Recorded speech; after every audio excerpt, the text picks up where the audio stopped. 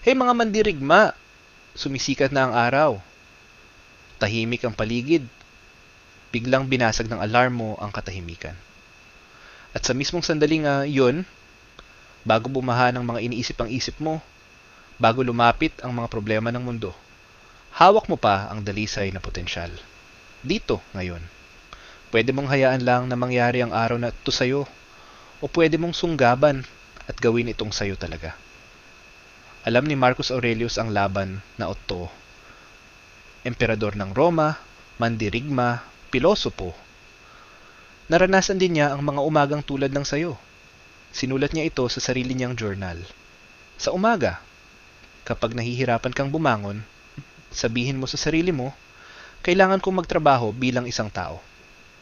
Hindi alipin ng ginhawa. Hindi biktima ng sitwasyon, kundi bilang taong pinipili ang lakas kaysa kahinaan, disiplina kaysa pag-anod. Pakinggan mo ito, ang utak mo pwedeng maging sandata mo o kulungan mo. At nangyayari ang desisyon na yun sa unang 30 minuto paggising mo. Madalas, binibigay na ng karamihan ang kapangyarihan nila bago pa mag-almusal. Kinuha agad ang cellphone, nag-scroll, hinayaan malunod ng anxiety, inggit, at gulo ang isip nila. At pag napagtanto nila, pagmamay-ari na ng araw sila. Pero hindi ikaw, hindi ngayon, hindi na. Diretso ang stoicism. Hindi mo kontrolado ang mundo, pero kaya mong mastery ng reaksyon mo dito. At umpisa ng mastery na to pag dinilat mo ng mata. Umpisa ang lakas pag pinili mong hindi sayangin ang kaninang kakaibang. Hindi na mauulit na umaga na to, na hindi lang lipas sa autopilot. Sabi ni Seneca, mas madalas tayong naghihirap sa isip kaysa sa realidad. Tama na ang paghihirap. Tama na ang pang-imagining ng worst case scenario. Tama na ang paulit-ulit na rehearse ng pagkabigo. Simulan mong i-command ang umaga mo. Bawat sikat ng araw, parang reset button. Panibagong simula. Malinis na slate na binigay mismo ng universo. Hindi mo kailangang perpekto ka agad. Hindi mo kailangan masagot lahat ng tanong sa buhay mo. Kailangan mo lang talunin ang susunod na 60 minuto. Kasi pag naipanalo mo ang umaga mo, nakakabuo ka ng momentum. At ang momentum, lahat-lahat yon. Yan ang pagkakaiba ng taong puro salita sa taong naging pagbabago. Simulan na natin ang 10 stoic practices na babago ng umpisa ng araw mo. Hindi ito puro theory, hindi filosofiya na pampasikat lang. Real tools na pwede mong gawing practice bawat umaga para ma-develop ang utak mo, mabalik ang enerhiya mo, at maglakad ka buong araw bilang totoong may-ari ng buhay mo. Hindi ito pep talk. Totoo itong mga principles sinubukan ng mga ancient warriors, emperors, at philosophers para malagpasan ng gulo at magtagumpay. At may hihingin ako sa iyo ngayon. Pindutin mo yung like. Hindi mamaya, ngayon na. Mag-comment ka kung handa ka nang baguhin ang umaga mo. I-share mo ito sa isang taong kailangan makarinig nito. I-subscribe mo tong channel na to kasi gumagawa tayo dito ng grupo ng taong ayaw mabuhay sa autopilot. At wag na wag mong i-skip ang kahit isang parte ng video neto. Mahalaga lahat. Bawat practice nagbubuo ng foundation. Pinapanood ka ng future self mo. Pag malaki mo siya sa'yo. Kapag handa ka nang angkinin ang umaga mo, i-type mo ngayon sa comments, I wake up with purpose. Number 1, sa'yo ang araw na to. Sulitin mo. Bawat umaga, binibigyan ka ng 24 na bagong oras. Walang pwedeng kumuha niyan sa'yo. Walang pwedeng gumastos niyan para sa'yo. Iyo, yan. Pero may catch. Mawawala yan kahit gamitin mo o hindi. Tinawag ng Stoics to bilang memento mori. Paalala ng kamatayan. Hindi para maging malungkot ka, kundi para magising ka. Sabi ni Seneca, hindi naman maikli ang buhay natin, marami lang tayong sinasayang. Isipin mo yan.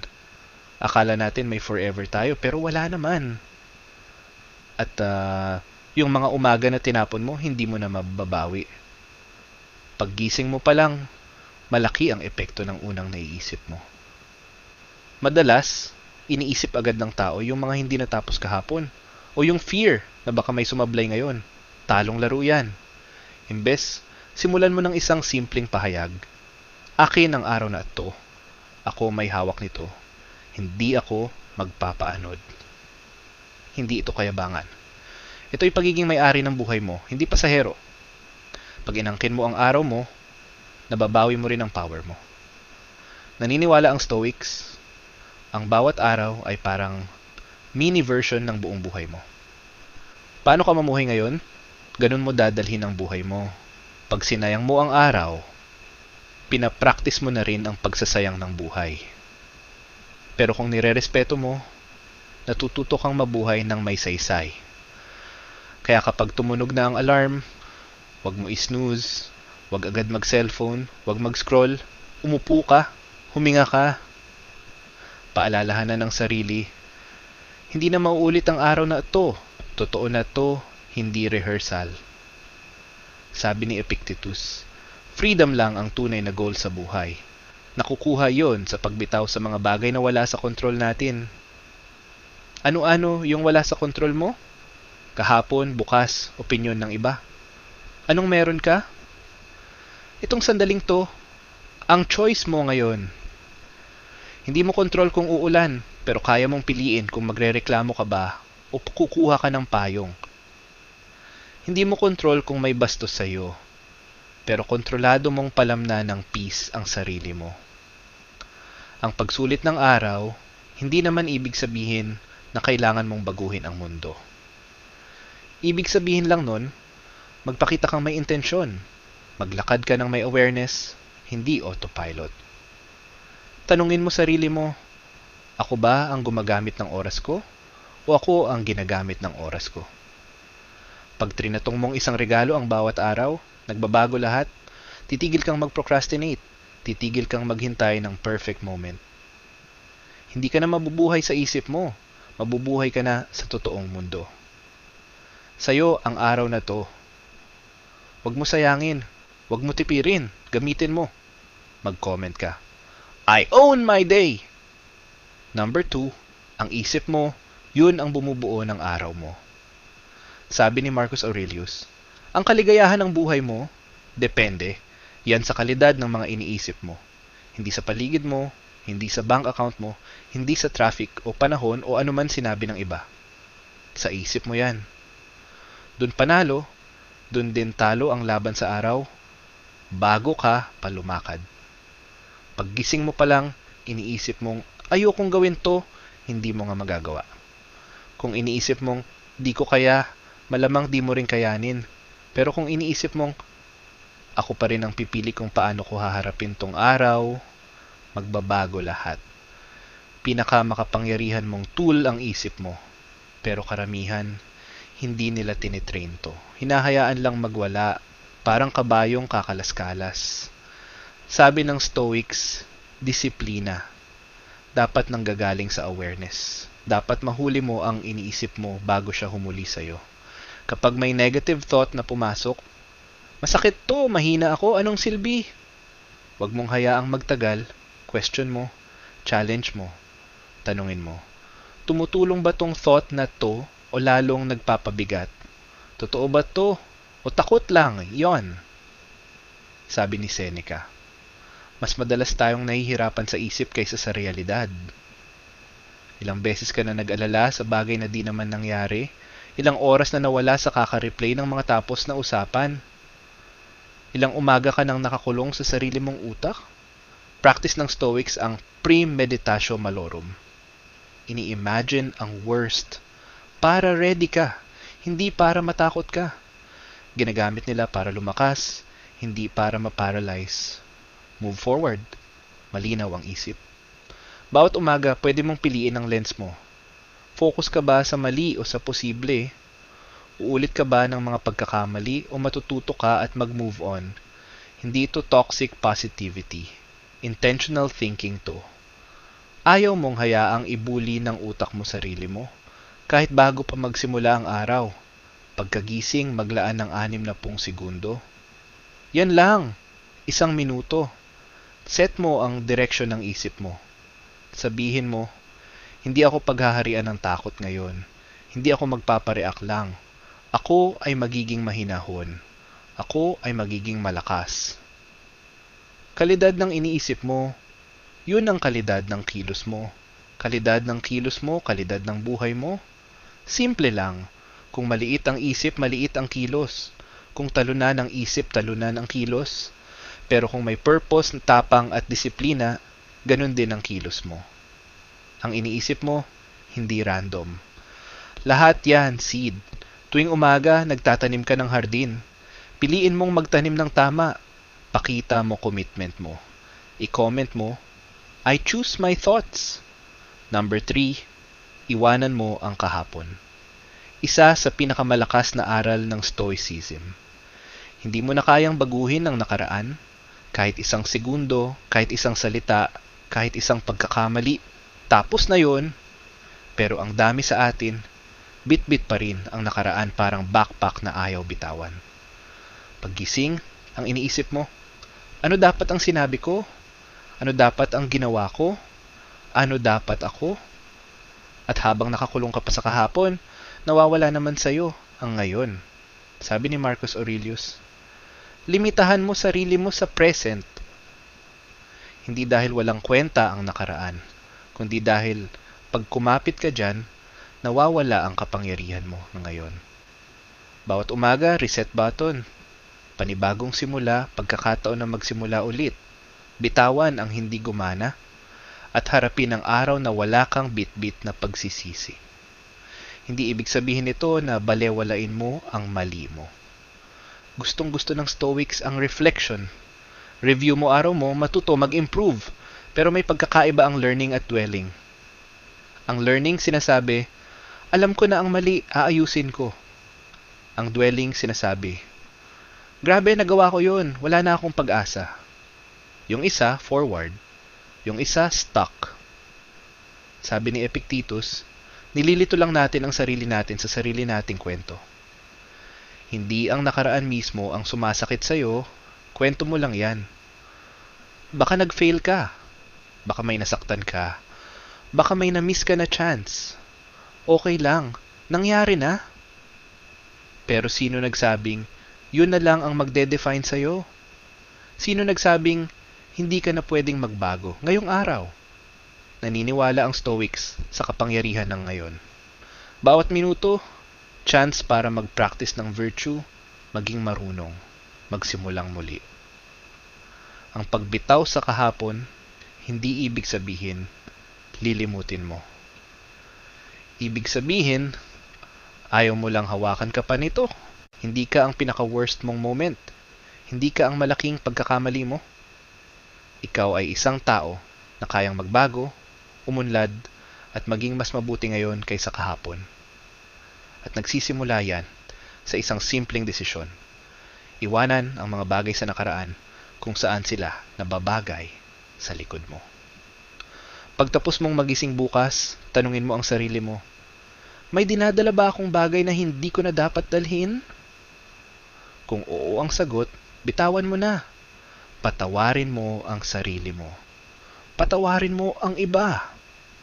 Hindi dahil karapat-dapat sila, kundi dahil deserve mong mapayapa ka. Karapatan mong dumaan sa araw mo nang hindi ka nakakadena. Tapos na ang nakaraan. Narito na ang ngayon at ikaw ang magpapasya kung ano ang dadalhin mo rito. Ipakita mo sa akin na handa ka nang mag-move forward. I-type mo, I release what I cannot change. Number 4, kontrolin mo muna ang isip mo. May dahilan kung bakit sobrang dami ng oras ng mga Stoic sa pagtalakay sa pag-iisip. Dahil dito nagsisimula ang lahat. Ang emosyon mo, ang kilos mo, ang resulta mo, buong buhay mo. Lahat yan nagmumula sa nangyayari sa isip mo. Simple lang ang sabi ni Epictetus. May kapangyarihan ka sa isip mo, hindi sa mga nangyayari sa labas. Maunawaan mo to at makakahanap ka ng lakas. Karamihan ng tao ay nag-uumaga nang nagre-react lang. Gigising, kukunin ng phone, at ibinibigay agad ang mental energy nila sa iba. isang notification, isang mensahe, isang headline. At ayun, wala na silang kontrol. Ang isip nila parang hinihila sa 10 direksyon, kahit hindi pa sila bumabangon.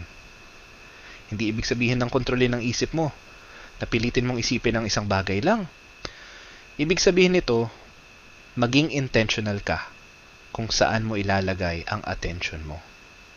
Ibig sabihin, hindi mo hinahayaang madiktahan ng bawat dumaan na pag-iisip ang mood mo.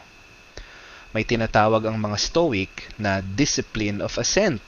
Pumipili kung aling mga iniisip ang tatanggapin at alin ang palalampasin. Hindi lahat ng naiisip mo dapat pagtuunan ng pansin. Yung iba ingay lang. Yung iba, lumang ugali na gustong bumalik.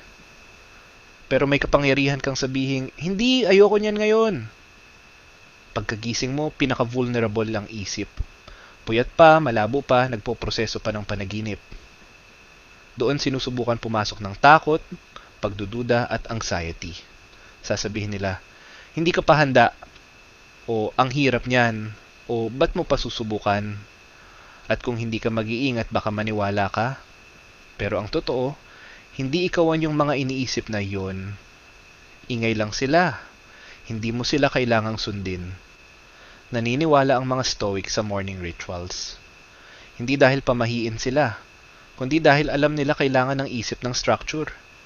Bago mo gawin kahit ano pa, kontrolin mo muna ang sarili mo. Umupo ka muna, huminga ng malalim. I-ground mo ang sarili mo. Ipaalala mo sa sarili mo kung ano ang mahalaga. Ipaalala mo kung sino ang gusto mong maging. Hindi ito meditasyon para lang maging kalmado ka. Ito ay paghahanda. Ikaw ang may hawak ng manibela bago sumubok ang araw na iligaw ka. Si Marcus Aurelius, paggising sabi niya sa sarili niya, ngayon makakasalubong ako ng mga marites, mga walang pasasalamat, mga mayabang. Hindi siya nega. Naghahanda lang siya para wala na siyang ikagugulat. Pag ikaw ang may control sa isip mo, mas madali ang lahat. Hindi ka OA mag-react. Hindi ka naghihisterya. Hindi mo hinahayaan na sirain ng isang pangit na sandali ang susunod na 10. Nilalakad mo ang araw mo ng malinaw. May direksyon. May kapangyarihan. At hindi iyon aksidente. Nangyari yun dahil nagdesisyon ka sa umaga pa lang na akin ang isip ko. At wala kahit sino o anuman ang kukuha nito sa akin. I-claim mo ang power mo, comment mo.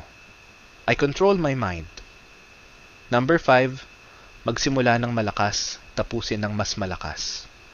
May konsepto sa physics na tinatawag na momentum. Pag gumalaw na ang isang bagay, tuloy-tuloy na. Ganon din sa buhay mo. Kung paano mo simulan ng umaga, siya ring didikit sa'yo buong araw. Kung tamad-tamaran ka, distracted o kalahating puso, dadalhin mo yan hanggang gabi. Pero, kung simula pa lang, klaro ka na, focus ka na, may action ka na, nakakabuo ka ng puwersang mahirap pigilan. Malalim ang pag-unawa ng mga Stoic dito. Hindi sila naghihintay ng motivation o inspirasyon. Gumagalaw muna sila, saka sumusunod ang energy. Sabi ni Seneca, simulan mong mabuhay ngayon at ituring mong bawat araw ay isang bagong buhay. Ibig sabihin, hindi ka nagpapaandar muna bago sumabak. Sinalubong mo na agad. Hindi mo kailangang maging agresibo. Dapat lang may purpose ka. Pumili ka ng mahalaga. Yun muna ang gawin. Hindi mamaya. Hindi kapag trip mo na, kundi ngayon na. Kasi, pag napanalunan mo ang umaga, panalo ang buong araw. At pag panalo ang araw, panalo ang buhay. Ganun kasimple. Hindi ibig sabihin na malakas mag-umpisa ay kailangan major agad. Basta, may bagay kang ginawa na mahalaga. Pwede yung 10-minute na pagbabasa, workout, journaling, o yung pinakamahirap na task habang sariwa pa isip mo. Importante, ramdam mo na nanalo ka na bago pa magsimula yung iba. Ang tawag ng Stoic dito ay practicing virtue. Gawin ang tama. Kahit mahirap, lalo na kung mahirap. Pero ito ang sikreto. Kalahati pa lang ang malakas na simula. Kailangan tapusin mo ng mas matindi. Maraming tao simula pa lang todo na pero pagdating ng hapon naubos na. Laki ng plano pero di natutuloy. Kainis yun sa mga stoic. Para sa kanila, mahalaga ang tiyaga, konsistensya, at pagtatapos ng sinimulan. Sabi nga ni Marcus Aurelius, gawin mo lang ang tama. Yung iba, hindi na mahalaga. Hindi ito paastigan. Importante na maging tapat ka sa sinabi mong gagawin mo. Kahit walang nanonood, kahit boring, kahit mahirap. Bawat umaga, tanungin ang sarili mo, paano ko sisimulan ang araw ko? Paano ko ito tatapusin? Kasi ang totoo, ang malakas lang na simula pero mahina ang finish, sayang lang. Pero kung parehong malakas, simula at tapos, diyan ka magiging proud sa sarili mo. Diyan mo nade-develop ang disiplina. Diyan ka magiging unstoppable. Magsimula ng malakas, humawak, tapusin na mas malakas. I-declare mo ang intention mo. Comment, I finish what I start. Number 6. Umaksyon ka na ngayon, huwag maghintay. Tahimik na killer ang procrastination. Hindi ito sumisigaw, hindi nagpaparamdam, bulong lang ng mamaya mo na gawin. Tapos hindi mo na namamalayan, hindi mo na nagawa. Zero patience ang mga stoic sa pagkaantala. Naiintindihan nila na oras ang tanging bagay na di mo mababalik. Paalala ni Marcus Aurelius, isipin mong patay ka na, nabuhay ka na. Gamitin mo na ang natitira ng maayos. Hindi iyon morbid, iyon ay urgency. Wake up call yon. Kasi bawat minuto na nag-aantay ka, di mo na mababawi. Karamihan ng tao nag-aantay ng perfect condition, antay na ready na. Mas maraming oras, pera, confidence. Pero ang katotohanan, walang perfect na panahon.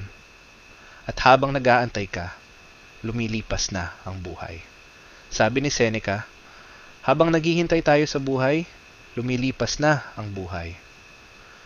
Hindi mo kailangang maging ready, hindi mo kailangan ng lahat, kailangan mo lang magsimula ngayon na ngayong umaga kung anong meron ka. Hindi naniniwala ang mga stoic sa mga pasabog. Naniniwala sila sa maliliit pero palagi ang kilos. Gawin ang kaya mo saan ka nandyan. Ang action ay antidote sa anxiety. Pag stuck ka sa utak mo, kakaisip, kakawari, kakapinta ng worst case scenario, action ang pamputol niyan.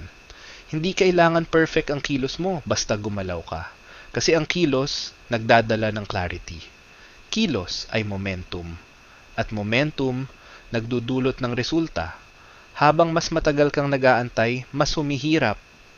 Mas iniisip mo, mas marami kang dahilan na wag gawin. Pero pag kumilos ka agad, hindi mo binigyan ng chance ang takot na pigilan ka. Sabi ni Epictetus, walang dakilang bagay ang nabubuo bigla. Pero ito ang totoo. Nabubuo ang magagandang bagay sa immediate at paulit-ulit na kilos. Hindi bukas, hindi next week, ngayon na. Araw-araw, may pagkakataon kang i-practice ang urgency. Huwag nang tawaran pa ang sarili.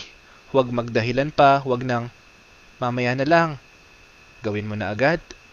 Di kailangang major. Ayusin mo kama, mag-cold shower, magsulat ng isang sentence, mag-10 push-up, gumalaw. Kasi ang aksyon, nagpapatibay ng tiwala mo sa sarili. At pag may tiwala ka sa sarili mong tumupad, hindi ka mapipigilan. Mukhang safe ang maghintay pero bitag yan. Illusion lang ng control yon. Akala mo, maingat ka. Maingat, matalino, strategic. But sa totoo, natatakot ka lang. At okay lang yon. Tao ang matakot, pero hindi mo kailangang sundin. Sabi ng Stoic, tapang ay hindi kawalan ng takot, kundi aksyon kahit takot ka. Kaya damin mo ang takot, kilalanin, tapos gawin pa rin. Umaksyon ka ngayon, hindi dahil gusto mo, kundi dahil ikaw ang tipo ng tao na umaksyon. Hindi ka naghihintay ng permiso sa buhay, kinuha mo na, patunayan na tapos ka na sa kahihintay. I-type mo sa baba, I act without delay. Number 7, ang focus ay nagbibigay ng enerhiya. Maraming tao baliktad ang akala. Akala nila kailangang meron ka munang energy bago ka makafocus. Ang totoo, focus ang nagbibigay ng energy. Kapag kalat ang isip mo, kapag sinasabay mo ang 10 bagay, kapag lipat ka ng lipat ng gawain, draining, nakakapagod, parang natatangay ka. Pero, pag nag-focus ka sa isang bagay, lahat ng attention mo nandoon, ibang klase ang pakiramdam. Buhay ka, malakas, kaya mo. Ang tawag ng Stoic dito ay single-mindedness. Naniniwala silang ang sabog na isip ay ang isip na naghihirap. Sabi ni Marcus Aurelius, i-concentrate mo bawat minuto, parang Roman, parang totoong tao. Sa ginagawa mo ngayon ng may sigasig at totoong kaseryosohan, hindi sa nakaraan, hindi sa mangyayari pa lang kung ano ang nasa harap mo. Ngayon, sa sandaling ito, sa gawaing ito, sa hiningang ito. Kasi kapag buo kang nandyan, hindi ka nagsasayang ng energy sa pagkabahala. Hindi ka nawawalan ng atensyon sa mga bagay na nagpapadistract sa'yo. Ginugugol mo ang lahat ng meron ka para sa mahalaga. At doon naninirahan ang tunay na kapangyarihan. Tuwing umaga, nakaabang na agad ang mga distractions. Telepono mo, email, social media, balita, problema ng ibang tao. At sa bawat beses na magpadala ka sa distraction, parang ibinibigay mo rin ang bahagi ng enerhiya mo. Alam ng mga Stoic na limitado lang ang atensyon natin. Hindi ito nagsasapat. At kung saan mo ito inilalagay, yun din ang siyang nagtatakda ng nililikha mo, ng mga naabot mo, at ng kung sino ka nagiging. Kaya bantayan mo ito, protektahan mo. Huwag mong hayaang nakawin ng mundo bago ka pa magsimula ng araw mo. Sabi nga ni Seneca, to be everywhere is to be nowhere. Pag multitasker ka, wala kang natatapos ng maayos, hinahati-hati mo lang ang sarili mo. Pero kapag nagfo-focus ka, yung totoo, dun mo mas natatapos ng mas maganda, mas mabilis at mas ramdam mo. Ang focus, hindi lang tungkol sa productivity. Tungkol ito sa presence. Sa paggalang sa kasalukuyan. Sa pagsasabi ng, importante to. Andito ako, hindi kalahati lang. Buong buo akong nakatutok. Tuwing umaga, magdesisyon ka kung ano ang gusto mong bigyan ng focus. Ano yung isang bagay na pag ginawa mo ngayong araw, mas mapapagaan o mawawala na yung ibang alalahanin? Unahin mo yun. Ibigay mo ang buong atensyon mo. Walang phone, walang sagabal, walang hati ang isip. Ikaw at ang trabaho mo lang. Para sa mga Stoic, ang kabutihan ay gantimpala na. Pero, focus. Focus ang superpower mo.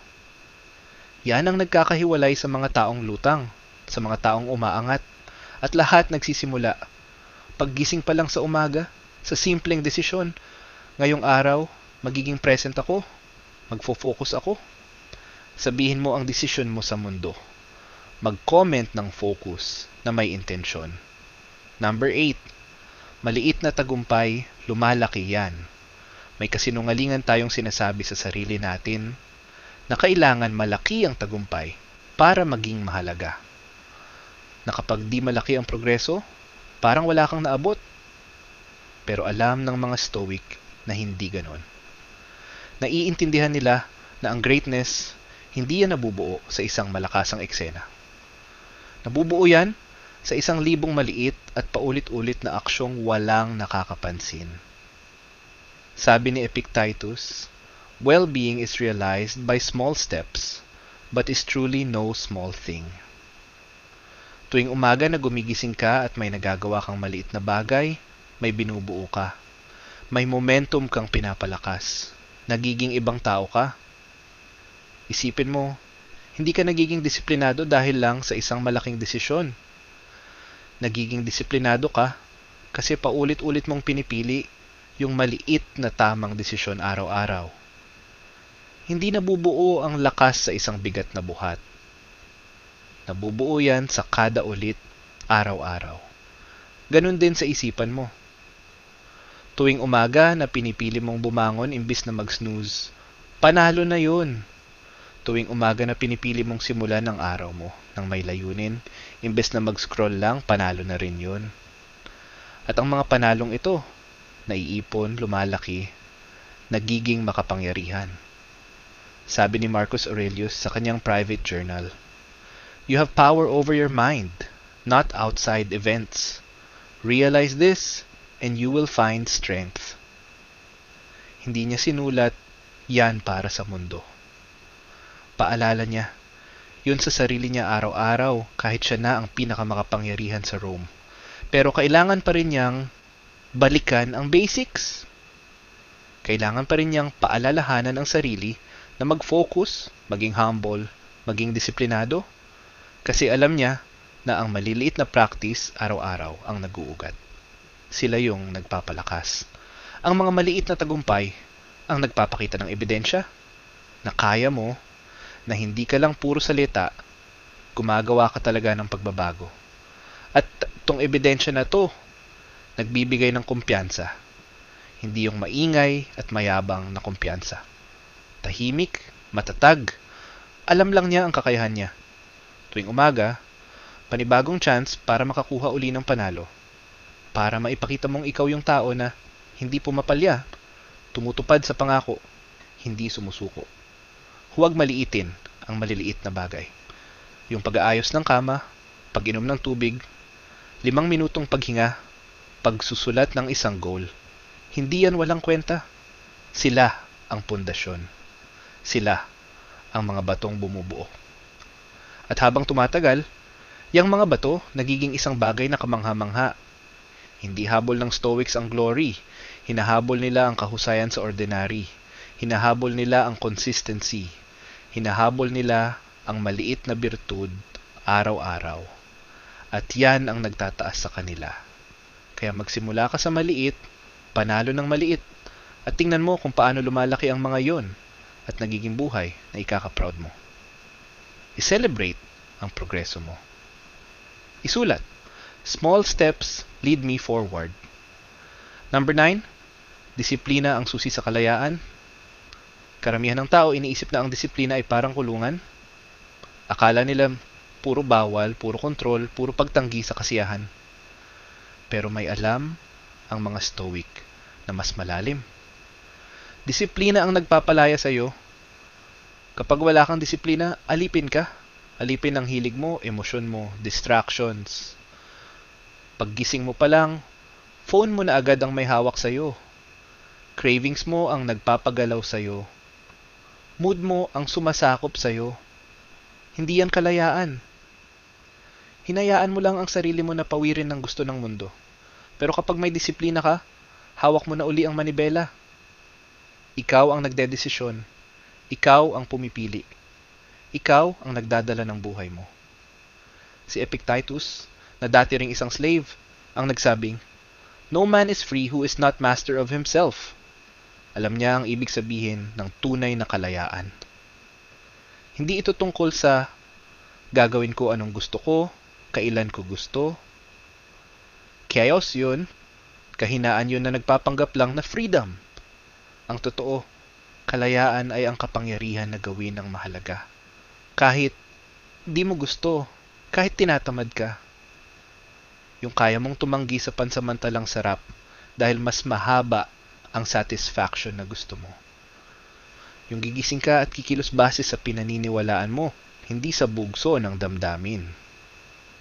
Ang disiplina sa umaga gumagawa ng kalayaan para sa buong araw mo.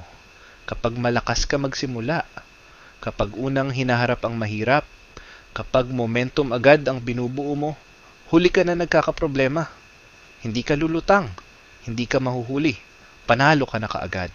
Nagawa mo na ang di ginagawa ng marami.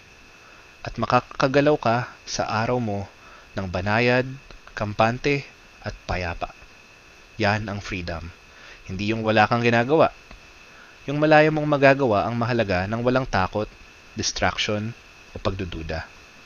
Sabi ni Seneca, "Most powerful is he who has himself in his own power."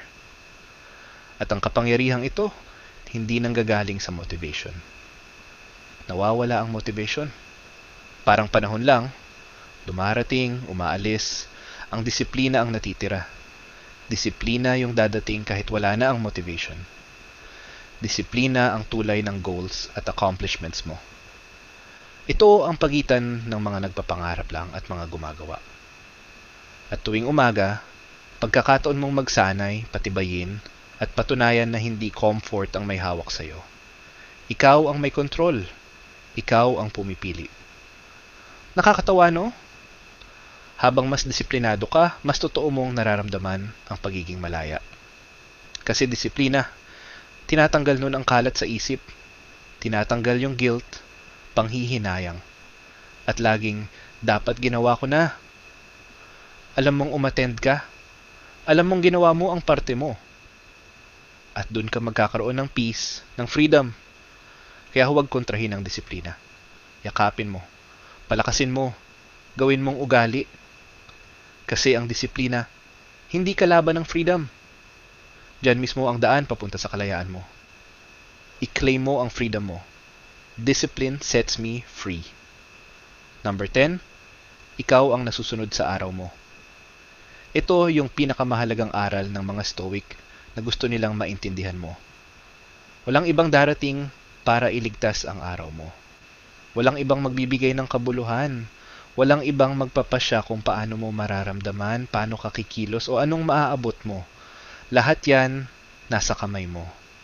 Sabi ni Marcus Aurelius, very little is needed to make a happy life. It is all within yourself, in your way of thinking, not in your circumstances, not in what happens to you, in how you respond, in what you choose, in how you think. Bawat umaga, nasa isang sangandaan ka. Isang daan papunta sa puro reaksyon, yung hayaan mong diktahan ka ng mundo, ng energy mo, ng mood mo, ng direction mo. Yung isa, papunta sa intention. Yung ikaw ang pipili kung sino ka at paano ka kikilos, kahit ano pang ibato ng mundo. Simple lang ang prinsipyo ng mga Stoic. Kontrolado mo ang loob mo. At sapat na yon. Hindi mo makokontrol ang panahon. Hindi mo makokontrol ang traffic. Hindi mo makokontrol anong sasabihin o gagawin ng iba. Pero kaya mong kontrolin kung paano ka haharap. At yan ang tunay mong lakas. Paggising mo, hindi ka gumigising sa isang araw na nakasulat na. Gumigising ka sa isang blank page at hawak mo ang panulat. Oo, magkakaroon ng hamon. Oo, may mga bagay na di mo inaasahan. Pero walang niis sa doon ang maaring magtakda ng araw mo.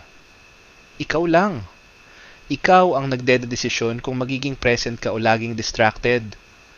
Ikaw ang nagdedesisyon kung magpapasalamat ka o magiging bitter. Ikaw ang nagdedesisyon kung gagalaw ka pa abante o mananatiling stagnant.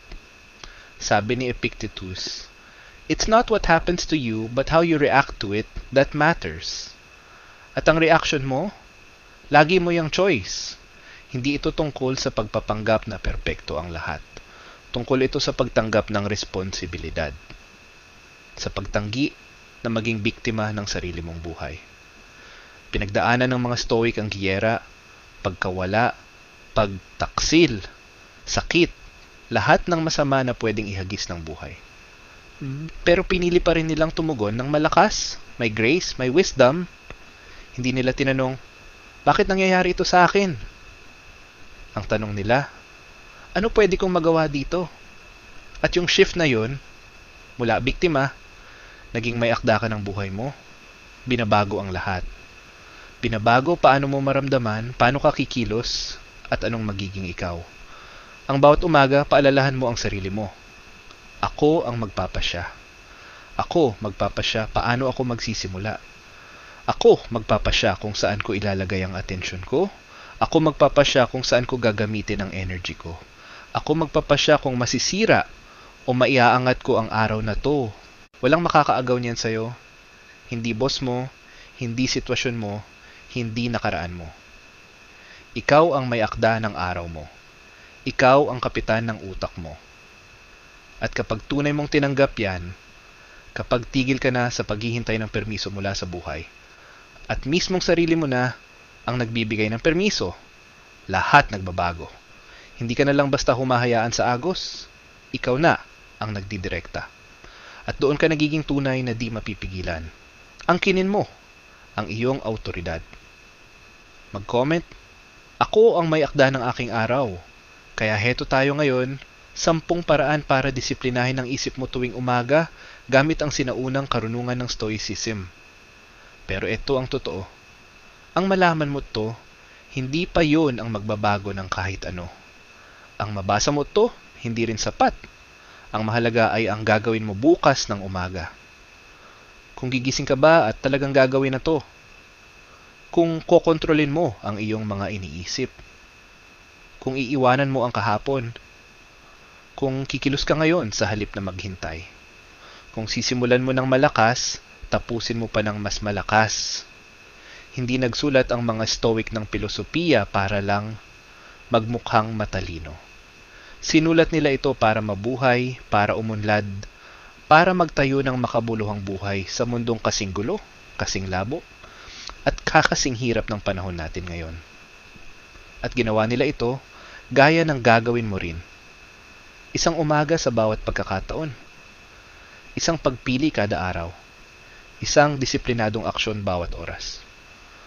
Sabi ni Marcus Aurelius, huwag ka nang mag-aksaya ng panahon kakatalo kung ano ang dapat gawing mabuting tao. Maging isa ka na lang. At magsisimula yan bukas. Yan ang simula sa paggising mo at pagpili na magiging kakaiba ang araw na to. Na ikaw ay magiging iba. Hindi mo kailangan maging perpekto. Kailangan mo lang maging intentional. Hindi mo kailangan ayos lahat. Kailangan mo lang sumulpot. Kasi tuwing umaga, pinipili mong maging disiplinado kaysa magpadala sa abala. Bawat umaga bumoboto ka para sa taong gusto mong maging. At naiipon ang mga boto na yun. Nagiging ugali. Ang ugali nagiging karakter. At ang karakter nagiging tadhana. Kaya magdesisyon ka ngayon. Sino ka bukas ng umaga? Mag-i-snooze ka lang ba tapos ibibigay mo ang kapangyarihan mo? O babangon ka, kakailanganin mo, at bububuuin ang buhay na alam mong kaya mo? Naniniwala ang mga Stoic na ang filosofiya, hindi lang pinag-aaralan, nililive mo yon. At bawat umaga, pagkakataon, yan para mabuhay ito, patunayan ito, maging ito. Kaya gamitin mo kung anong natutunan mo dito, gamitin mo, i-practice mo, gawing iyo. At tandaan, hindi ka ang iyong sitwasyon. Hindi ka ang iyong nakaraan. Hindi ka ang pinakamasamang araw mo. Isa kang tao na may kakayahang maging dakila. At nag-uumpisa ang kadakilaan na yan sa pagdisiplina ng isip mo bawat umaga. Bago ka umalis, pabor naman, i-like mo tong video. Mag-comment ka ng isa sa mga affirmation ngayon. I-share mo ito sa taong kailangan makinig at mag-subscribe ka dito dahil nagsisimula pa lang tayo. Ito ay tungkol sa pagbuo ng komunidad ng mga taong ayaw mag-settle, ayaw magpadala sa agos, pinipili ang disiplina, lakas at layunin araw-araw. Kita-kits sa susunod. Ngayon, gumising ka bukas at angkinin mo ang araw mo. Tatakan mo yung commitment.